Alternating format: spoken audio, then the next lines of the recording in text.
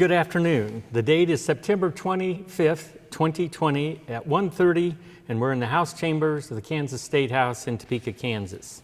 I'm Alan Conroy, a 40-year plus state employee with majority of that state service working in the Kansas Legislative Research Department, the central nonpartisan research and budget staff for the legislature. Today I'll be interviewing Speaker Tim Shallenburger, who served 12 years in the legislature. He was Speaker Pro Tem in 93 and 94, and Speaker of the House for 4 sessions from 95, 96, 97, and 98.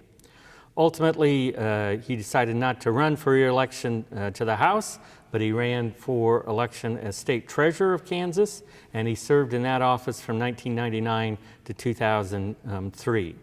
He was elected State Republican Party Chair in 2005. He served as President of the Kansas Development Finance Authority and as a Legislative Director for Governor Brownback, among many other jobs over his career. And I'm conducting this interview on behalf of the Kansas Oral History Project, Incorporated, a not-for-profit corporation created for the purpose of interviewing legislators. The interviews will be made accessible to researchers and educators. These interviews are funded in part by a grant from the Humanities Kansas. The audio and video equipment is being operated by David Heineman, who actually I believe was Speaker Pro Tem when you joined the legislature.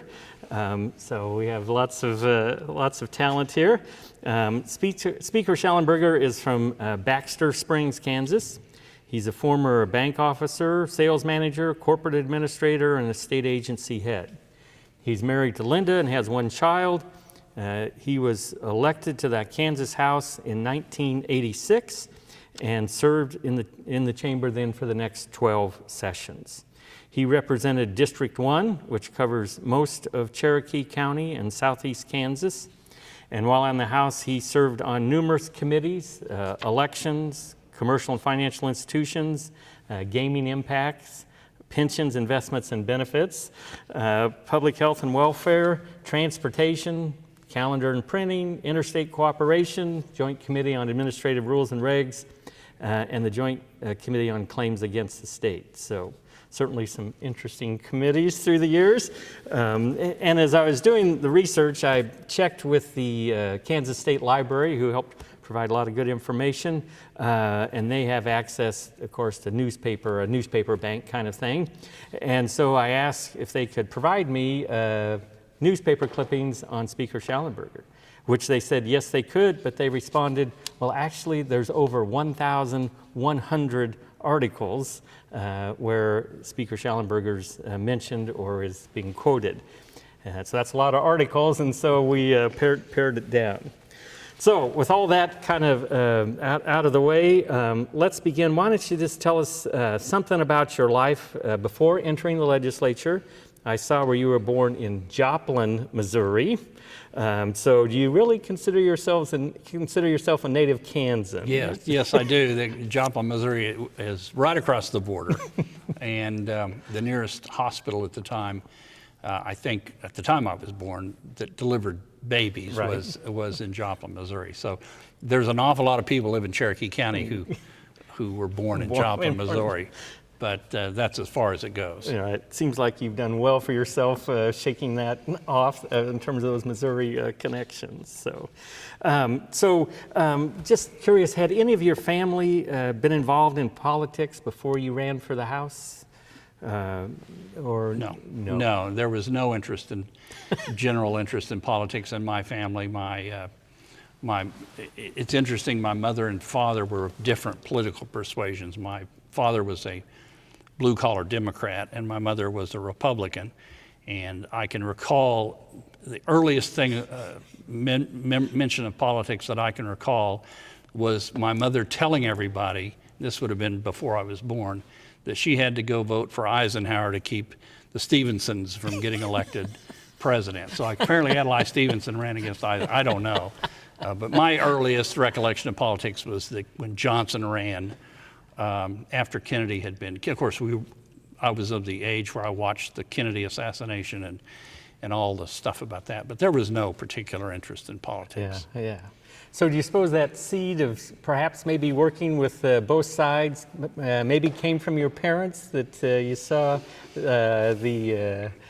I guess the openness that each side maybe had some value to it? Well, they weren't partisan, even of course towards each other, and so there was there was no, I'm a tough Republican and I'm a liberal Democrat.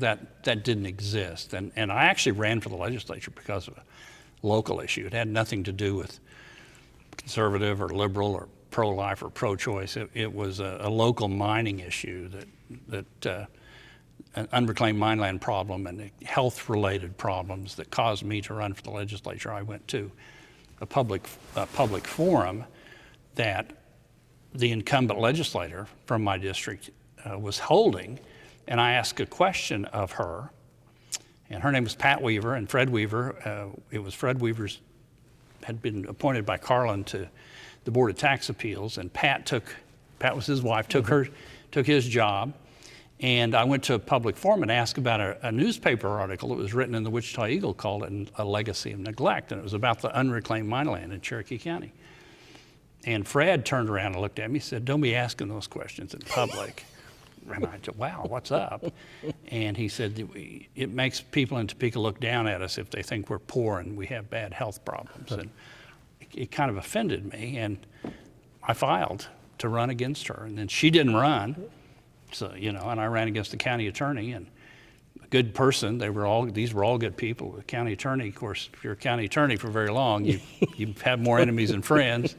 And I won. And when I got elected, I held the most Democrat seat than any Republican held in the House. It's flipped now. It's not Democrat at all down there anymore, but it was blue-collar labor union Democrats at the time I won. Wow, yeah.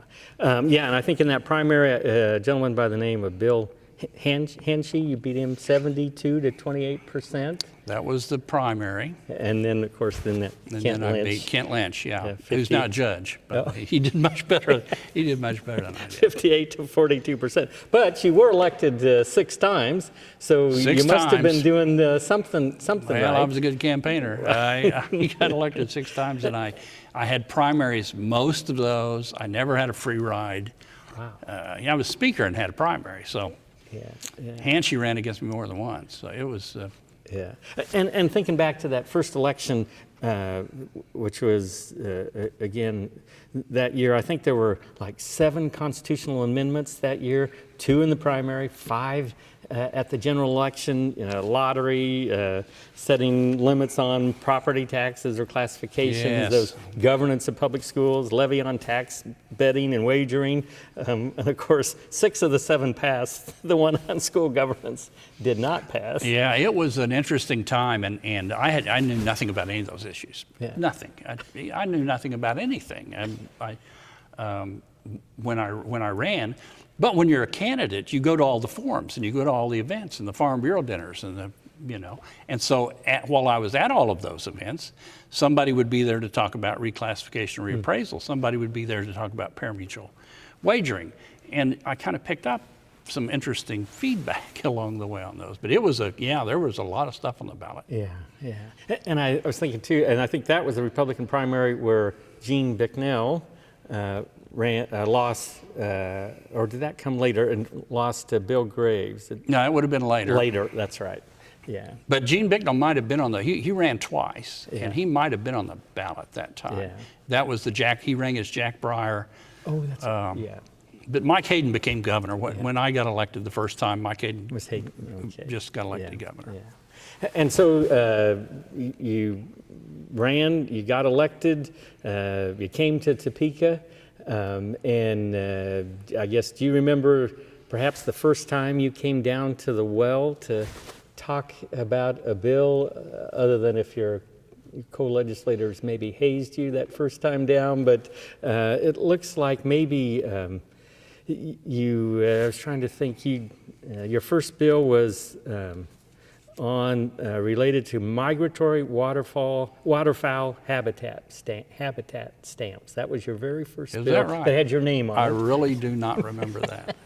I'm sure somebody told you it was a good At bill. all. I'm sure, I'm sure the lights lit up and I got the full treatment. But I don't recall. I do recall carrying for the optometrist an optometry bill that was way more important to them than I knew. And for years every time I'd see an optometrist, they would talk, there's the guy that carried our bill. It must have been a no-brainer because they let me carry it. But I don't recall. I recall carrying a tax. The only tax I ever voted for was in my first or second session, and Reverend Taylor, who used to be a fixture around the Capitol, caught me out in the rotunda, and he wanted to know if I'd carry a tax increase for liquor. And he, on all the moral reasons that you should carry it, and he had me convinced. So I come in and carry it, and it went on. And wow. And everybody's smiling at me, and the next day the bill died. And so it was a bill they didn't want anyway, and I helped load it up so they could kill it. I learned every time I did something like that, I learned something. Yeah. And in fact, then, in just kind of looking over things, you sponsored 268 bills, resolutions, or concurrent resolutions over your career over those 12 years. And just thinking, just kind of reviewing them, some of those resolutions honoring the names like Joe McKissick, Irving Niles, Wanda Fuller, Ambrose Dempsey, some of those individuals. I did see you had a couple resolutions honoring the Baxter Springs Little League Baseball and the 1988 Little League All-Stars, also from Baxter Springs. So they must, and I think there were a couple of them, so they must have been a good baseball Baxter team. Springs has had a really good baseball program, the Little League baseball program for a number of years. I would say, I would guess that we probably have won divisions and regional more, and they're not done by state necessarily, Right. but I bet we've won it more than anybody in Kansas. We have a great Little League ballpark too, and I recall when I ran the first time and I won, immediately here comes Bob Van Crum and Joe Knopp, who were both running for majority leader, down to visit me. I thought they just wanted to be friendly. Didn't realize what was going on. But I took them to the Little League ballpark and showed them around because it's such a good facility. So. Yeah, neat. That is neat. And I noticed, through your years, those committees, but elections, transportation, public health and welfare, but never appropriations, never federal and state affairs, I don't believe, and or taxation. Yeah, those were the three I asked for. I never voted for a winning speaker until I voted for myself, and so I never got any of the committees I wanted. I didn't want public health. Ended up being very good committee to be on, but I didn't want it, and I didn't want elections. But it was very informative. There's not really, some of these committees seem more glamorous than others, but they're really all pretty important. That'd be like the pensions committee, maybe. Yeah, well, pensions committee, that is dry. But no, I never got appropriations. You need a little tenure to get on appropriations, but tax I always wanted on, but never got it. But I didn't vote for didn't. That's how you get. And so there's a connection between There's who you vote for. and where you used to get an office window. That all used to have a bearing on it. Yeah. And I noticed then, just in terms of speakers then, since you mentioned speakers, Braden, of course, Barkus, the other party, and Robert H. Miller. And so maybe just, and of course, I guess under Miller, you were Speaker Pro Tem. Right.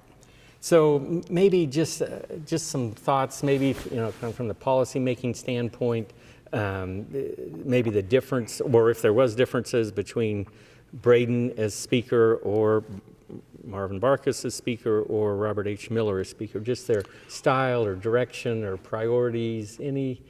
They were all different, yes, and I have watched the legislature since I left and kind of hung around here for a number of years. And they're all different. All speakers are different, and they all have very positive things and very negative things. And what I try to do is learn from the negative, what not to do. I never knew how it really should be done right, because there's no perfect, there's no book on how to be speaker. Braden was very businesslike, wanted to keep the train moving. I don't recall that he even had opposition. When I got elected the first time, I don't even think he had opposition. And he didn't have opposition the next time, so he didn't have to campaign for it. But he was very businesslike. The problem with him was you could get under his skin pretty easy. And so I had some friends that if they wanted to get under his skin, they knew if you just slow the clock down a little, or not let him get to lunch, or not let him get out of town for a meeting, that he'd get riled. Barkus, of course, was a Democrat. Right. And the Democrats haven't had many opportunities to elect a speaker. And he tried to get a lot done. And he had a governor, Finney got elected governor, and he became speaker. And he had a lot to try to get done. And so he was going fast and furious. His problem was he didn't pay attention at home, and he got beat in his own election. And then Miller was a very ethical, Bob Miller was a very ethical and good person, the person I beat. And I don't know that anyone has ever beat a sitting speaker before. But he was a little bit introverted. And the reason he didn't win, I think, is he was a little introverted. He had a very small clique of friends. So, he didn't go out and eat and drink, and he wasn't a partier, and he didn't go out and slap people on the back. He was business-minded, and he had a little bit of a stutter, and so he didn't like to preside. And so for the 2 years I was Speaker Pro Tem, I was probably presided over the House 90% of the time. Wow. And to a freshman legislator, if I'm presiding over the House, I'm just like the Speaker. Right. And I kind of used that to help get elected Speaker. Yeah.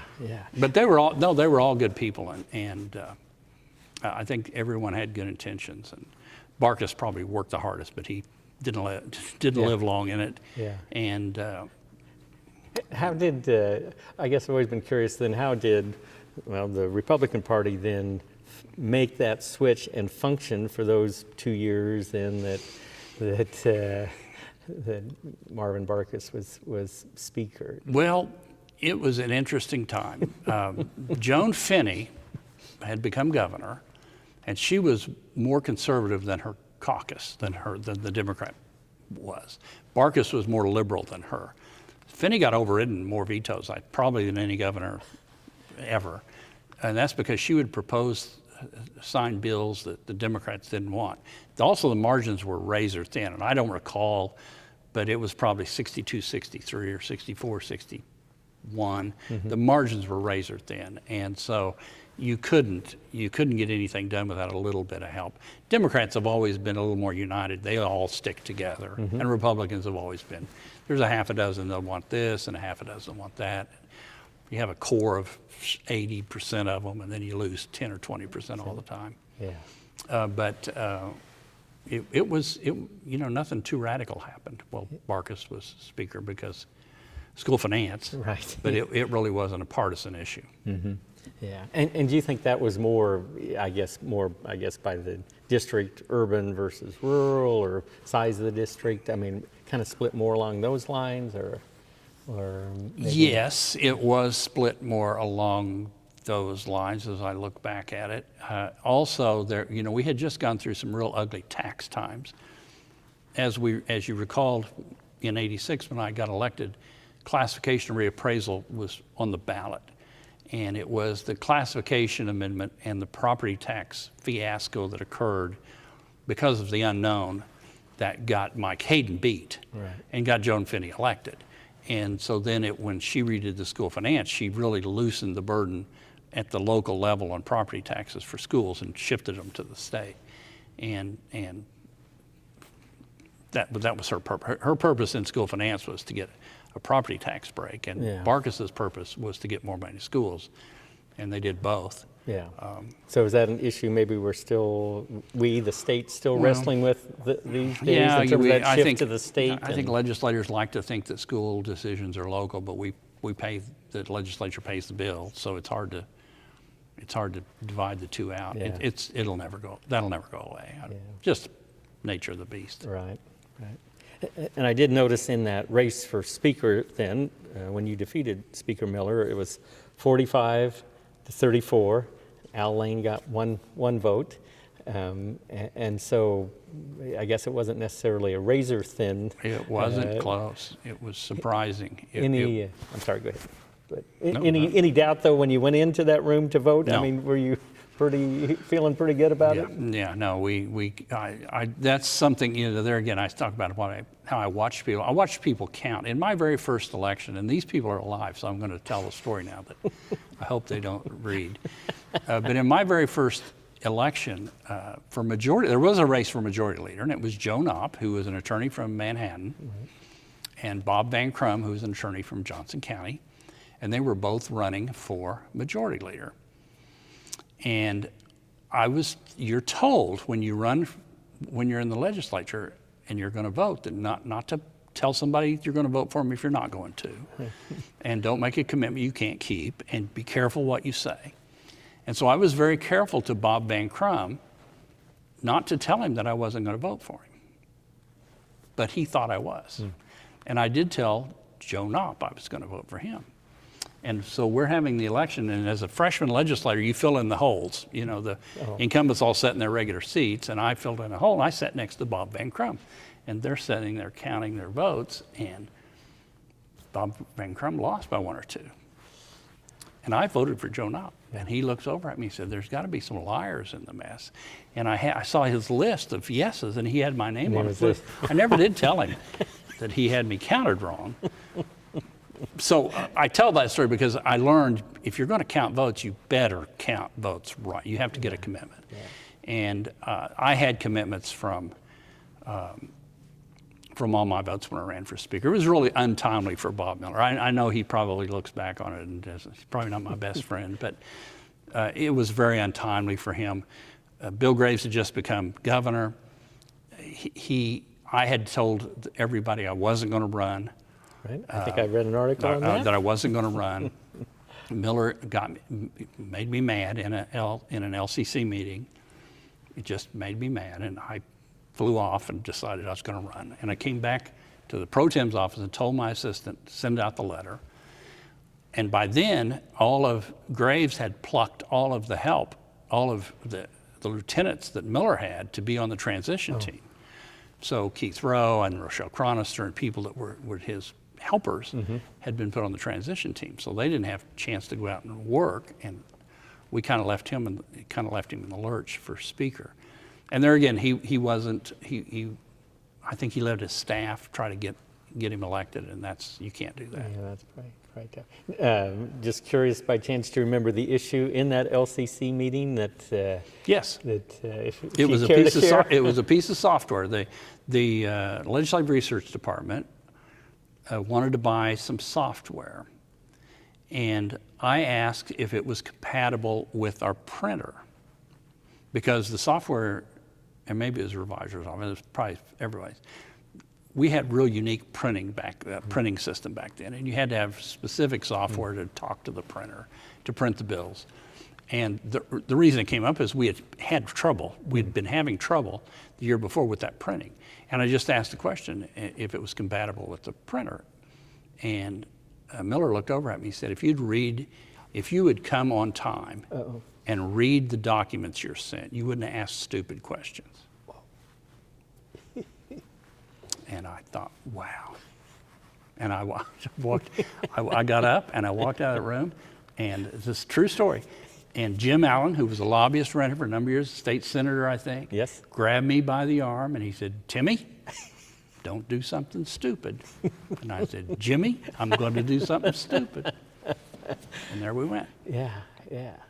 And really, when I think about it, in terms of, the 12 years you were in the legislature, so 6 years, and then you were Speaker Pro Tem, 2 years, and then they were speaker for 4 years. So I guess in this institution, and where a lot of times longevity, people don't get those opportunities till after maybe decades of service in the chamber. Here, I mean, to me, that's almost Seemed kinda meteoric. fast. I mean, to It seemed think, kinda fast. I mean, 6 years, you're Speaker Pro Tem, 8 years, you're Speaker. Yeah. From Baxter Springs. Yeah, for Baxter. From a Democrat county, or at least at that at that time. Martin Harvey used to say, what did he say? From Baxter Springs is like, who the heck's from Baxter Springs? Yeah, it was kind of fast. I thought so too. And there again, it was just circumstances. Politics is timing. It means a lot. so much, yeah. I probably shouldn't have got elected Speaker Pro Tem. How'd that happen? Well, it was a fluke. I mean, it really was a fluke. Wanda Fuller, Right. who was a relatively liberal Sedgwick County woman, Yes. was running. And I had friends. I kind of ran with the Young Turks. They were rebel. We call them rebels, but they weren't all young. But there was a bunch of kind of rabble rousers that I ran with. So they wanted me to run for pro tem. But I didn't. Why would I do that? And so I said I would, and then Bill Bryant got in. I think the reasonable cowboys talked Bill Bryant. I don't know if you know who Bill Bryant is. Yes. Uh-huh. To get in. Bill Bryant clearly had more votes than Wanda or I. And so in that first round, we had to get some of my people to vote for Wanda so that Bill would drop out first. Oh. And it was really close. I mean, you may have the votes there, but it was really close. But we had given 2 or 3 votes to Wanda so that Wanda would survive the first round, because we knew Bill's people would come to me, Rather than work. and Wanda's people would have gone to Bill. So Wow. we got Wanda to win the first round. I got Bill's votes, and I think Wanda got more votes first ballot than she did second. Wow, that's So that knowing was the tricky. process. That was tricky, that's- yeah. And I guess was a bit of a gamble though too, to make sure those. Well, yeah, but hey, Yeah. if I wouldn't have won, I wouldn't have been Speaker Pro Tem. So Yeah, yeah. I would say it all pays the same, but Speaker Pro Tem did pay a little more. Yeah. Yeah. And so, so Speaker Pro Tem, Speaker. I think I read. I found a pamphlet, I think put out by the Republican Party, but it was the history of the Republican Party in Kansas. And it talked about this period from 1992 to 1998 as a conservative insurgency, that the conservatives sort of asserted themselves and kind of took control. And I guess, would you see yourself as one of the, I don't know, masterminds or one of the leaders of that insurgency? I don't. Or maybe you don't I see it don't as an know. insurgency. It's really bizarre. When I ran for Speaker, they tried to make me out as a liberal. Bob Miller would tell people, look, he votes with the Democrats more than he votes with the Republicans, and he votes with labor unions, and he votes with trial lawyers, and he literally, that's how he was telling people. And I would have freshman legislators call, or just newly elected legislators come. He said, "Wow, so you vote with the Democrats?" And, yeah, I did. I did. So I couldn't deny it. And then I get elected, and the conservatives have taken over. I did get elected because the conservatives had taken over. So that is true, and I didn't know that had happened. I hadn't been that involved. David Miller and I, another interesting personality, had gone around and recruited candidates to run for the legislature. I'm sorry, and you helped him with that? Yeah, we helped. Yeah, he did most of the recruiting, but Melvin Neufeld and I would go speak to him. How do you do a campaign? How do you do a campaign plan? How do you raise money? Stuff like that. And a lot of those people got elected, and I didn't know who they were or that they had gotten elected. So I didn't know until when I announced I wasn't going to run for Speaker. David Miller called me, and he was very upset and said, we go out and get these people elected, and we're going to have the same leadership and the same stuff. And I said, yeah, I don't think I can win. And he said, you need to count your votes better. And so we just started counting votes, but we didn't know where a lot of these people were. Right. And then this happens with Bob Miller, and I ran. Yeah. And clearly there were more. I mean, I won Yeah. handily. So Right, yeah. So, so did that really, that change then, I guess that leadership, that movement of the conservatives, then, did that sort of chart the course really going forward, really for the next 10, 15 years? I mean, in terms of people who have, however that's defined, but of conservative persuasion? I mean, I think the legislature, the Republican Party became more conservative. It became more conservative in the 90s.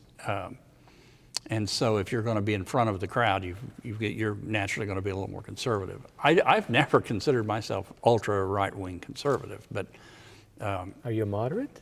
No, I don't think I'm moderate. I think I am moderate, but I think moderates are liberals. So it's all, it's all just, I'm a good Republican. I've never voted for a Democrat. At the state or federal level. So I'm not one of these endorsing Democrats as a Republican, because they're not Republicans. I mean, frankly, if you're not endorsing senators and governors, you might as well just be one. So I'm not one of those, but I'm not, well, I won't tell you all my leanings, but I'm not as right-wing as they let me out to be. But the headlines were conservative takes over House, and but, we really didn't have an agenda. That's the other thing, that as I'd watched these other speakers, they would have little agendas. They would have bills they wanted. I remember Jim Braden would have a bill or two. He was an insurance man, and he would have these bills, and he would tell us in caucus, we have to vote for this. And it wasn't a partisan issue. It was a bill that dealt with insurance, and so we just vote no to agitate him. And I didn't have an agenda, because I learned if you have an agenda, and we really ran everybody's bill. The Democrats got a lot of votes when I was Speaker, because if they wanted a bill, Tom Sawyer was the minority leader, and we would meet with him regularly. And if he said, I want to have a hearing on this bill, and I want to have a vote on it, they'd get it. Yeah. We had good enough numbers that didn't pass a lot. Right. But I've often wondered what would happen if I were Speaker in Medicaid expansion, because it seems like Medicaid expansion, and I'm not a supporter of it, has enough votes to pass any day of the week. Right. And they have done the leadership's done a great job of bottling that up. I'm not sure I would have bottled it up, but that wouldn't have been my style. But yeah. So yeah, maybe was that a strength in terms of leadership, of not, being wed so much to a particular bill or issue, and let the body decide, and then you'd go from there? I came to this world up here believing that a majority should rule, and if given good facts, they would make good decisions. The legislature is, I say this, I can say this, I was Speaker, is kind of idiot-proof. It really will prohibit terrible things from happening. You have the governor, you have a Senate, you have the House. Something that's horrendous isn't going to go all the way through unless it's just bulldozed through, unless the Speaker wants it, the President wants it. But given fair hearings, we had lots of bills that I thought were going to pass, or amendments that I thought were going to pass that I didn't like, that didn't pass because we persuaded people right here not to vote for them, not in some caucus room or threaten chairmanships or stuff like that. Yeah. So you let the committee process play out. You let them have their day, have their hearing, have their say, I guess. Vote. And the only time I influenced it was conference committee. I learned that lesson too. Let them have their votes on the floor. Go to conference committee and fix it. And so we fixed a lot of things. I was going to say, did you have to do that very often? And we'd have to negotiate with the President and Senate, because there were things that I didn't want that the House would have passed, and there were things he didn't want that the Senate has passed. And so we'd give both of our sides away. But it was fair. The one thing I get told is that, boy, I was fair. I tried to be. I didn't have an agenda. I really wasn't trying to do anything. We had good numbers. It really helps if you have 80 members of the House and 65 of them believe the same thing, then you're in Right. pretty good shape. Right.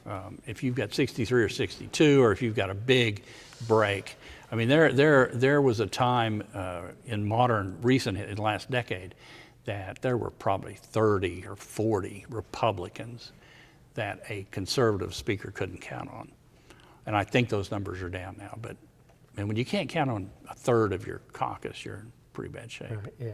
So, particularly when you were speaker, the caucus was way more unified then? Well, it was more unified than it is now, but there were probably 25 or 20 that you couldn't. Well, I mean, we made 20, 25. I'd have to go back and count. Yeah. David, our videographer, might could count those for me. And I learned something from him. I do want to say this. Back when I was new, Right. you'd actually handwrite amendments. Yes. And there were no computers. Right. There wasn't even a computer in the building, and you could always. And Heineman was our scribe, and so no matter what I remember having an amendment one time, and I was maybe a second year up here. And I knew that the leadership wouldn't like it. That's kind of why I was offering it. I knew they wouldn't like it. And I said, I got this idea. And one of my friends said, well, take it to Heineman. He can draft it up right for you. I'm like, yeah, well, he'll tell. No, he won't tell the speaker. He won't do that. And I went to Heineman. He wrote up the amendment. He looked at it. This is the dumbest idea I've ever seen. But he wrote it up, and it failed. Oh, it failed. It failed. But it was a good one, I'm sure. I'm sure I roll called it and used it in a campaign somewhere. Yeah. It was kind of interesting just looking it through again your 268 bills and resolutions. It was kind of maybe it's a little surprising. Of course, construction of expressways in '87. Bill construction of expressways, highways, bridges, issuance of bonds, increasing fuel taxes. An HCR in '87 urging Congress not to use federal highway funds to reduce the federal debt. But then, older Kansas Senior Care Act, personal We exemption. got that one through. Yeah. That was good stuff. Yeah. Senior And was Care that Act was good stuff. I guess both parties were involved in that? Yeah, both parties. Carol Sater and helped with that. I'm thinking Sebelius was on that, and Wagner was on that. Mm-hmm. Yeah, that was good. That was a good one. Yeah. That actually worked for a decade or so. Uh-huh. Yeah. Not all of them did. Yeah.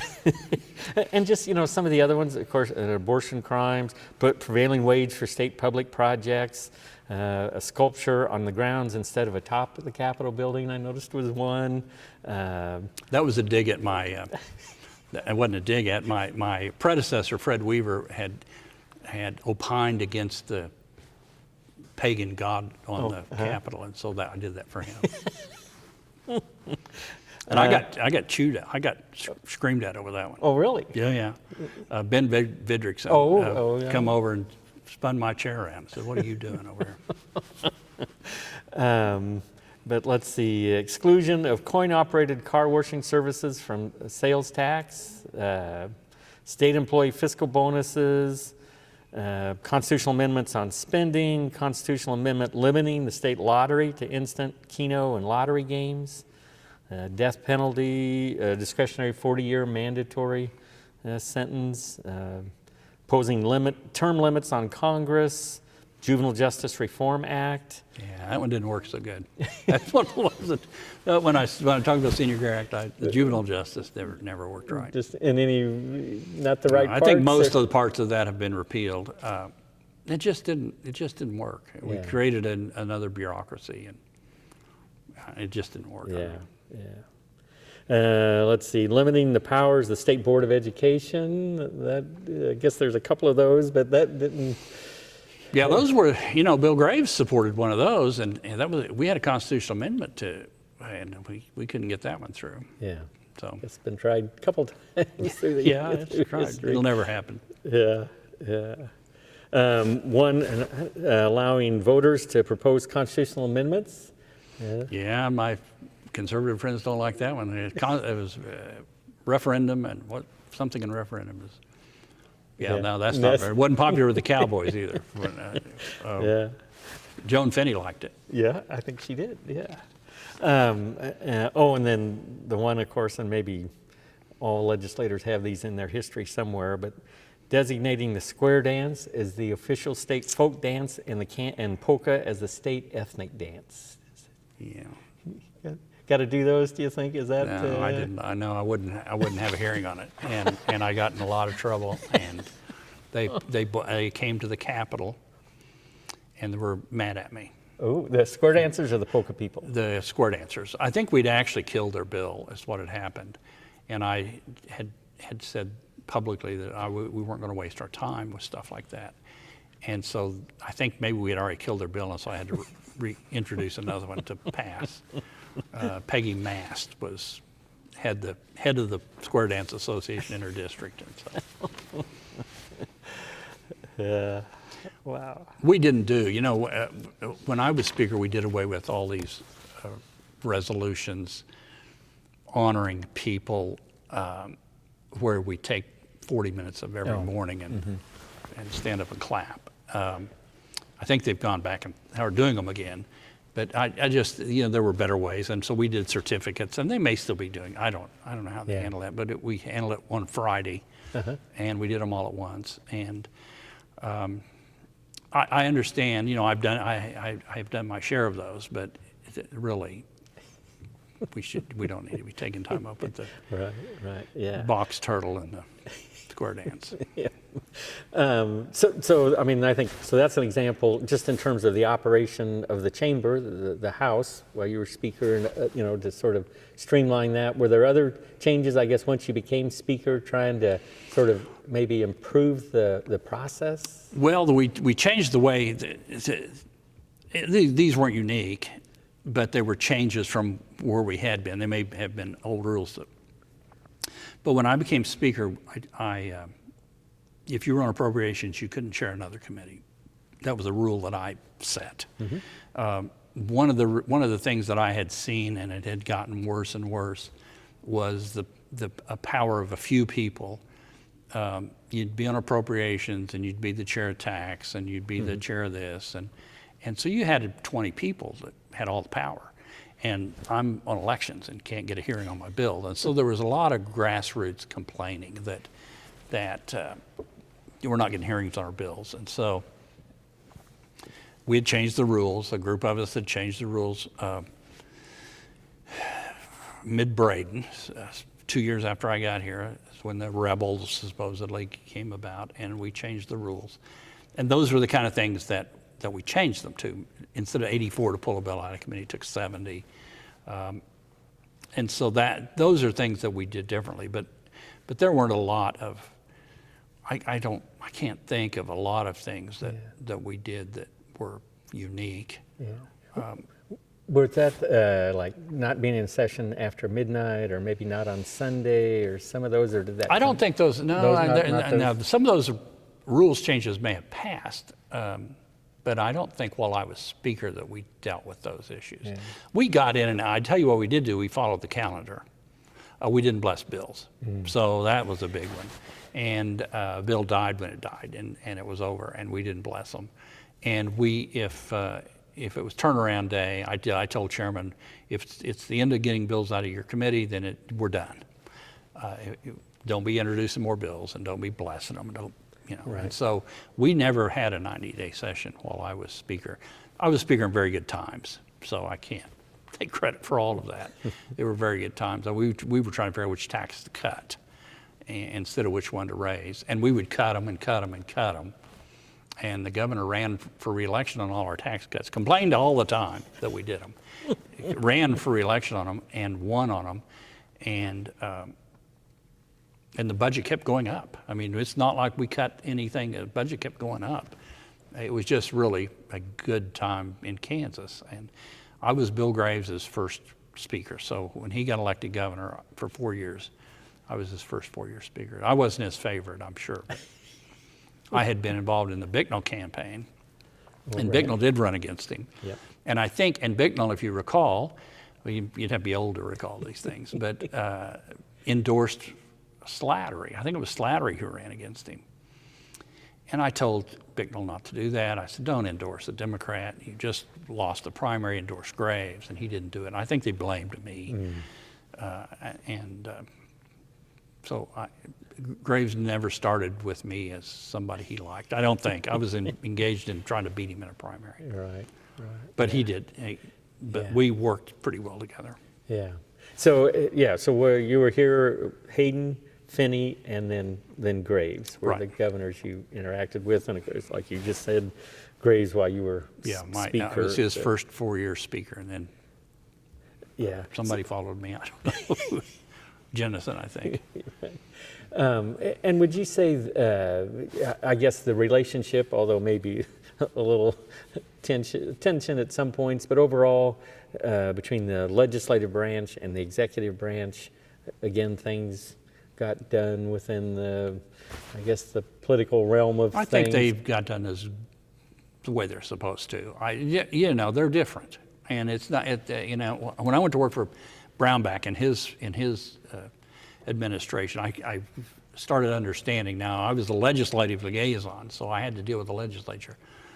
And I would often tell the governors, look, that's the legislature's priority. Well, we want them to do this. And I didn't always get what we wanted. But I think it's always, we've always gotten along pretty well. Bill Graves, as a governor, didn't like the legislature. I think he was an administrator, good administrator, I think, and good people around him that were efficient. But he didn't like us coming to town. He didn't like fooling with us. He didn't like to deal with us. He just didn't. And Hayden, I think, enjoyed having the legislature in town. He'd come through the legislature, but he tried to use the speaker to get what he wanted. And I guess you would. Yeah. And Finney,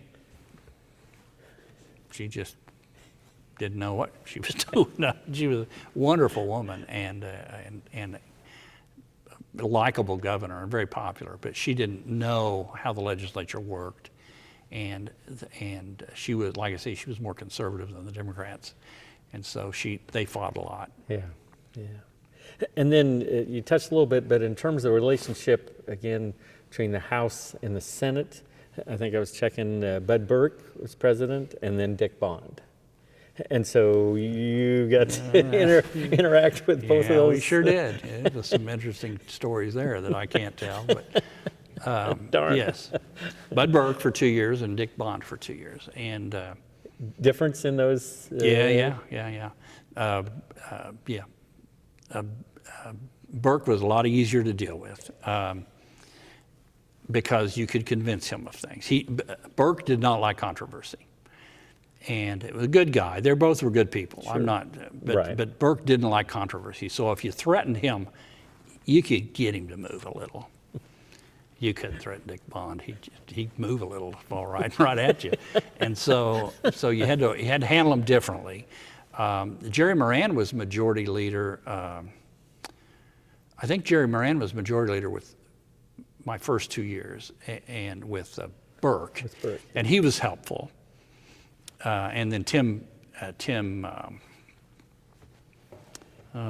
what was it? Tim Emmert. Yep. And he wasn't. And so it was different, but we got a lot of stuff done. Yeah. Both times. And there was no radical anything happened one way or the other. There was no left or right wing crazy stuff happened. Yeah. It's part of the checks and balances, but Bond was much better at getting things done. Bond could control whatever Bond said would happen. And Burke would try, but he wouldn't always get it done. I learned after about a year of Burke that the reason it wouldn't is Bond was not helping him. I mean, he would think my natural ally here is my next door neighbor, but no, Bond would be hurting Burke. Yeah. And getting things done. But that's just politics. It all worked out okay. Yeah. So as you look, particularly focusing on the 12 years you were in the legislature then, sort of proudest accomplishment or plural or singular, over those, just some good things? You mentioned the Senior Care Act. Well, but, there again, if I'd had an agenda, I might have got it.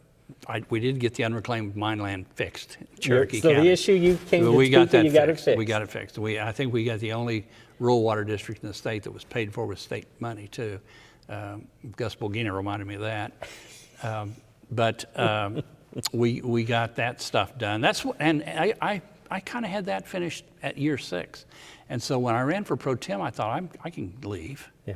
I had a good job as a banker, and it's pretty easy work, and inside stuff, And so I was ready to go home, but I got elected pro tem, and that was easy. It's kind of fun to preside. You feel important. Nice office. Nice, some yeah, staff. it's a really nice office. It's good, best office, and get us a little staff, and you can help people, and that's good.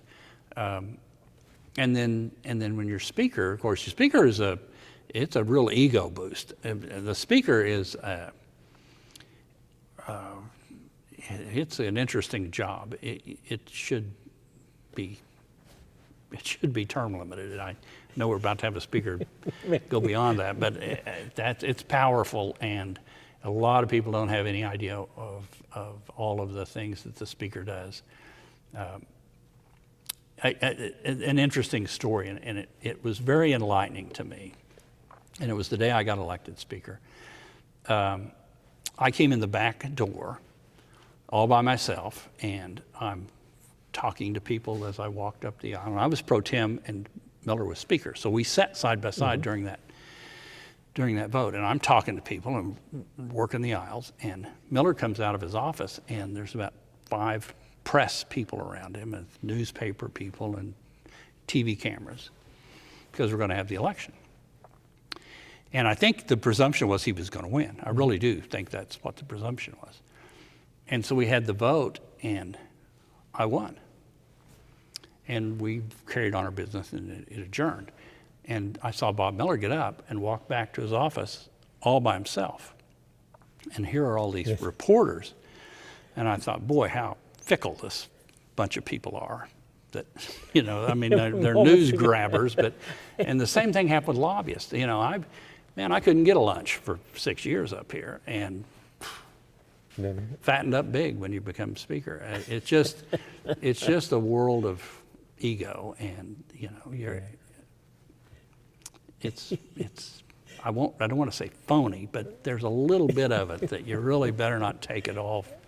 You can't believe everybody tells you the best speaker there ever was. Pat Hubble, a lobbyist for the Railroad Association.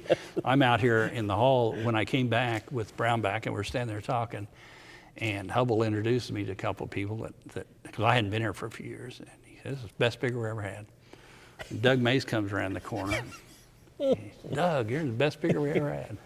"Pat, you just told me that." "Oh, I got to be careful what I say that in front of." I thought that's just the way it is. That's just the way it is. But I don't have anything other than that people think I was fair. Didn't have an agenda. We got in and out. We didn't raise taxes. Yeah. Any big disappointments then on the other side? Something that you wished you really could have gotten done or had hoped to get done when you were speaker? No. I mean, no. There again, I wasn't searching for things. There were a lot of little things. You say, was there anything you did? There were a lot of little things. There were a lot of people we helped along the way that would call the office. We had good staff, and they would help people that had little problems. Pittsburgh State, I'm not sure the tech center would have got built. Oh. It was it was a bad time. It was the end of my term. Kerr was Ways and Means chairman. He didn't like it. I'd already made half the Senate mad at me. Bond wasn't going to do me any favors, and we kind of wedged that one out of here. I held some KU stuff hostage for that, and we got the tech center built, and that probably would have happened someday, but I don't think it would have happened when it did. We had the bad problem. That was from the president of Pittsburgh State, and was giving out phony diplomas or something. Remember that scandal? Yes. And it was bad timing and when they're trying to get the tech center. But that's probably one thing we did. Yeah. Yeah, but that tech center, oh my goodness, that's It's fabulous. yeah, it's certainly something to be proud of. It's let's see, you made it through. Was it one reapportionment? Yes. Early on, any difficulties? Well, there? I was in a different Senate district and they were aiming at me, and so I could have run for the Senate and had my county in Crawford County. My senator was a guy named Phil Martin. Oh. But when they reapportioned me, they put they literally went to the street in front of my house, literally. Oh my. And put me in with Umbarger, which was way the heck out west, and from me. Sure. I think Chanute, Yeah. And so they blew that one. I wasn't interested in the Senate, but I thought it was interesting that the map had the street in front of my house as the line, so my neighbor across the street couldn't vote for me. Couldn't vote for My mother and father couldn't vote for me. My mother-in-law couldn't vote for me. she would have, wouldn't she? I think she would have. My father-in-law, he was a better Democrat than I am Republican. But yeah, we survived those. Those can be nasty. Yeah, yeah. But I guess ultimately the process worked, and of course we got a map, and it works. It's not. I'm not sure how perfect it is. I think the best map Kansas has had in recent was the one the judges drew. Really? Yeah, I think Because it's fair. It's fair. I mean, you shouldn't start drawing your maps by protecting incumbents. Right. And that's how they also, I mean, the Republicans make a deal with the Democrats, we're going to protect our incumbents. Well, people have moved and populations have changed, and and the judges just made district lines. Yeah. I think it's the fairest map we've had, and it's up now, so Yeah. it'll be. The judges didn't look for which street an incumbent lived on. No, didn't ask. Didn't even ask. And I was involved early in the Brownback years with that one, with the last one. And we had the votes to pass the Senate map if two senators would have just done two things that wouldn't hurt them. And certainly But they just could have wouldn't. made a difference ultimately from Yeah, probably I where you were I at. remember one Republican senator told me he couldn't vote for it until Hensley told him he could. Well, it's awfully hard to fix that. Yeah. So the judges drew it, but Yeah. I think it's fair. Yeah. And it's up again, isn't it? Yes, that's right. It's time to do it again. Yeah, good luck on that. Won't be long. I guess again, just thinking about the institution of the legislature, how policies made over the 12 years that you were in. Do you think the institution? I think things got better, or the process improved over that time, or did it? I don't know. Maybe it just. I don't think it's any better or any worse today. Yeah. It's different. The people are different. There's more money involved in politics, which is a bad thing. Incumbents have a better chance of getting reelected. I mean, but it's the same stuff. Yeah. Politics is a pretty old traditional business, you know the story, and it's I mean, just always going to looking be at about the same. some of those pages, particularly when you were speaker, and of course those ones that out of the Kansas Legislative Directory book, that lists contributions by organizations.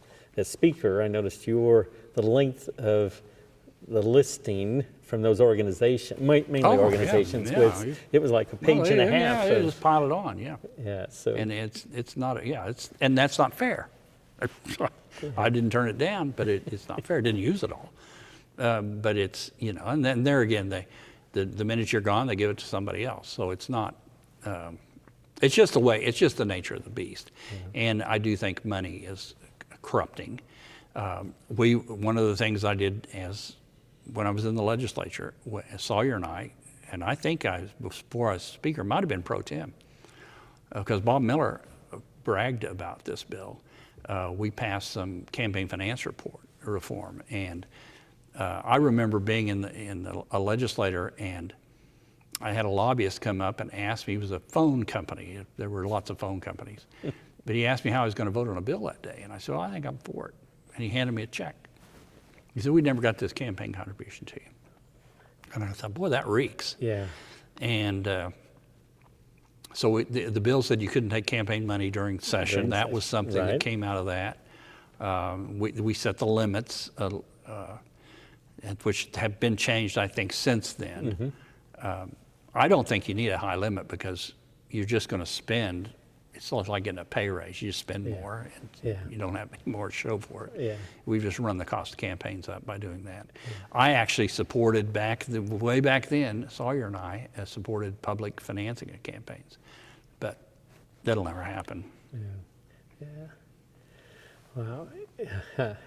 I guess you remember how much you spent on your first campaign when you ran in '86? Did you look it up? I couldn't find it. Well, I only could get back so far. I couldn't get to 86. It was maybe $2,000. Wow.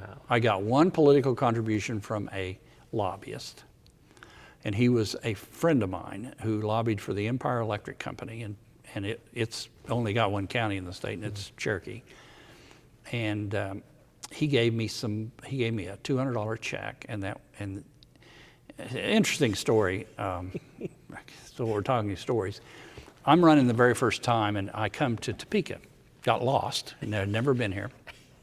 I ended up in Osawatomie. It's fitting. And but I come to Topeka, and I go in to see the Speaker's office. Now you got to remember, Hayden was Speaker, but he was running for governor, and I can't remember the guy. Mark Skinner was a guy who worked for him. Yep. And he said, well, we're going to have an event down at Rochelle Chronister's house. Rochelle was a major player for years up here in Neodesha, I think it was. Yep. And if you'll bring your campaign plan and your budget over there, then the House Campaign Committee, or whatever it was called, will help you. So I get in the car and I go over to the House Campaign Committee, to Rochelle Chronister's meeting, and they're taking people, Mark Skinner and her taking people into her kitchen, and they're going over their campaign plan and their budget, and they're giving them a check from the House PAC, what we called it. And I thought, well, at least someone comes up with something, you know? And so they go along, and I had ridden over there with a guy named Slick Norris. His name was Slick Norris, and he had been a school principal in Oswego. And I just stopped at his house, and we wrote. And so I go in to meet with him. I have a plan, I have a budget. And he said, well, you know, you got a real Democrat district down there. Good luck. I said, okay, well, how much do I get? Oh, we're out of money. We've written all our checks. And, wow, shucks. So I go back out, and the last person they were going to talk to was Slick Norris. I said, Slick, you got a problem? They ran out of money. Oh my God, just our luck. Slick comes out with $1,000. I thought, well, that's what I get. I'm going to remember that one. I called Eric Rucker. Eric Rucker was the party executive director of the party, Republican Party. I called him. I said, Eric, I'm running down here against the Democrat, and I need some help. Oh, good luck. You know, we don't do that. I said, well, you're the Republican Party. Yeah, but we don't. No, we don't. That's probably a lost cause. I said, well, don't ask me for nothing. So I hung up and won. And I've always remembered Rochelle. I didn't know her anything. Didn't know Mark Skinner anything. I didn't know Jim Braden anything. Pete McGill, another story. Right. Some of these people are gone, so I can talk about him. Pete McGill, the one thing Skinner told me, he said, go over and see Pete McGill. He's a lobbyist. He helps Republicans, lots of Republicans. So I did. Before I left town, I went over to Pete McGill's office. I'm trying to think of where it was. I don't recall. Was he in Merchants Bank? I don't know. Maybe. I don't know. Yeah. A long time ago. Yeah. And he's puffing on his pipe, and he said, well, yeah, you're running against Weaver's down there. I said, well, it's Weaver's seat, but well, Republican hadn't had that in 20 years, not since one-armed bandit. I can't think of his name. Bill Fribley. Yeah. Bill Fribley. So anyway, he said, well, I'll see what I can do. And he never did anything. And there again, a week after the election, a few days after the election, I saw Pete McGill, and I said, "Hey, you never helped me there. You didn't get that money?" I said, "No, Pete, I never got it." Wasn't a week later, he brings me a handful of checks. So they rented me late, I guess, is what happened there. But Wow. Let's see, as you mentioned, you were legislative director or legislative liaison for Governor Brownback during his terms in office.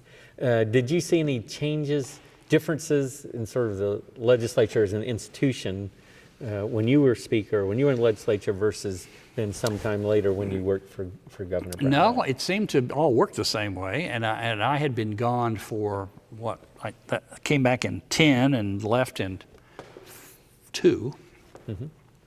So, but no, really didn't. It's about the same. And back in 10, when Brownback got elected, many of the same people were here. Now they're gone, but I mean the speaker was O'Neill, I think, who had served with me, and Neufeld was here, and there were still members that I knew. So, no, it worked about the same way. The same. Yeah. There are a lot more committees, so they have created more and more committees, I guess, to give everybody a title. Right.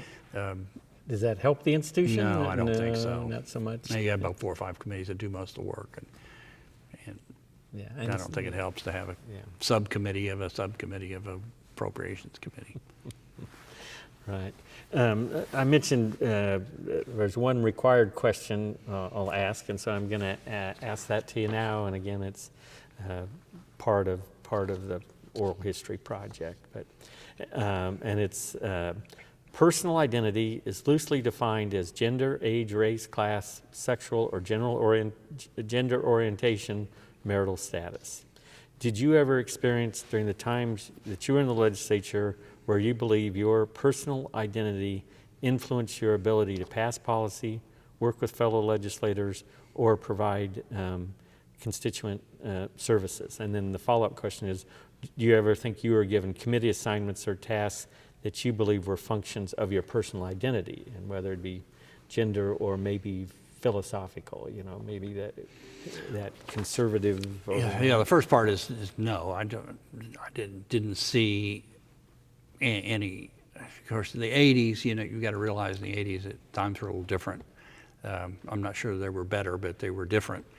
I do think the committee assignments are based. I think that a speaker, and I'm not sure that I did this, but I probably would have thought of it, would try to balance the committees, rural, urban, male, female, and depending on what the committee is. If it's a transportation committee, it's not a good example, but you try to get lawyers on judiciary and stuff like that. So I think they take that into consideration, but I haven't seen.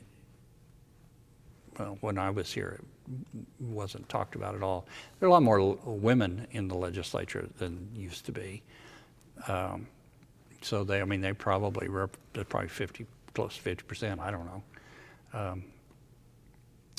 But I haven't noticed anything. Yeah. And on the personal identity, and then maybe is it conservative, moderate, liberal, whatever the hat is? Yeah, I'd say you do that. I mean, you try to balance your committees so that you get what you want out of them. I mean, you just don't throw it open. Right. And so you try to stack them to a certain extent that, if you're pro-life, then you probably want the committee you're going to send abortion legislation to reflect your views, or reflect, so you put your pro-life friends on whichever committee you're going to do that with. And I think that happens. I think that's happened. Yeah. It has always happened. Yeah. Issues have changed, and so I use pro-life as an example, but you're pro-gambling, or you're pro-tax, or you're anti-tax, or right, you're pro-highways or anti-highways, a spender or not a spender. I think you do try to balance your committees out. You don't have to make them slam dunks, but you know, you Yeah, try was to that give maybe one of the toughest jobs as Speaker when you made those committee yeah, assignments? no, it really is. It really is. Sorting that It's out? probably the most important thing you do. Really, I mean, the Speaker makes the committee assignments, the office assignments, seating, floor seating assignments. You think about all of that. You don't want to park somebody next to somebody who's going to, if they're persuadable, you want them to be persuaded your way. And I have seen some real mistakes over the years being there. I tried not to make them, but there have been some mistakes made there. But the committees are the most important thing you do. Committee process is used in the legislature. And if you're going to use it, you better make sure your committees are reflective of your body. You don't want to put everybody that thinks green is red on a committee and then show them a color chart. It doesn't work. And so you balance them, but you try to get them the way you prefer them. Yeah. And during your time, it doesn't always work. Sure. And during that time, though, that committee process worked, I think, for you, I guess, as you saw it? Yeah, I mean, it did. And it works. It generally works. The problem that you have as a speaker or a president or anything is if you want something to happen and you don't have the votes to do it. And you either have to be a bully, which I refused to be. I didn't have the problem very much. Or you have to let it happen. And I always believed you're better off just to if you can get 63 votes for something in here, that's what people want. They're all elected. Right. And just because I'm speaker, I got elected by the same 20,000, 40,000, whatever it is. Probably, what is a House district? Probably about 28,000, 20,000. 20-some. 20,000. I go to about a county. As anybody else. So it doesn't make a difference. The tax chairman isn't more important to the function of this as a member of the elections committee. Yeah. Yep. Would you ever see yourself returning to elected office? Well, I am the mayor of Baxter Springs. I didn't know that. I failed on my research. Something you left out, and oh boy, my goodness, when did that happen? I'm not How sure long I has that can see been? myself returning to that. That happened in November. Oh, congratulations, they moved city Mr. elections. Mayor. Again, there's another they title. Moved city elections to November, remember? And yes, and I was unopposed, and everybody wanted me to run, and it seemed like something I could handle. And let me tell you, it's easier being speaker of in the state house than dealing with my neighbor's dogs barking, and they didn't pick our trash up, and I'm going to lose my front end in this pothole. And wow, it's government at the local at its best. That's for sure. Yeah. No, I've thought about. I just don't see where I fit in. I don't. No, I can't imagine that I would ever run for anything again. Get a little too old to do anything fun. A lot of wisdom, though. A lot of wisdom. Oh, yeah, a lot of wisdom. I guess for somebody, though, in Baxter Springs that might come up to you and say, hey, I'm thinking about running for the legislature, what advice would you give that person about running Well, for I'd tell them to run. Or I'd tell them not to run if I didn't think they had a chance. But... I think elections are healthy, and I don't think there's anything wrong with having competition. And, I think it's real dangerous. This isn't really answering your question, but it brought something into my mind. I think it's really dangerous when people upstream try to tell you how things should be. And I know I got upset this year when the Republican Party chairman try to get people out of the Senate race. I think Wagle and Lindstrom and half a dozen Hamilton try to get them out of that race. Well, gosh, why? What's wrong with letting people vote? And so I think their fear was Kobach would win. Boy, wouldn't that be terrible? The guy who gets more votes than somebody else wins the election. That's the way it's supposed to work. Democrats are notorious for it. They have become. They just pick somebody, and I think now, and I think I don't think it works, and I think they're about to find out that they're not going to win their district with their hand-picked candidate. They're not going to win the U.S. Senate with their hand-picked candidate.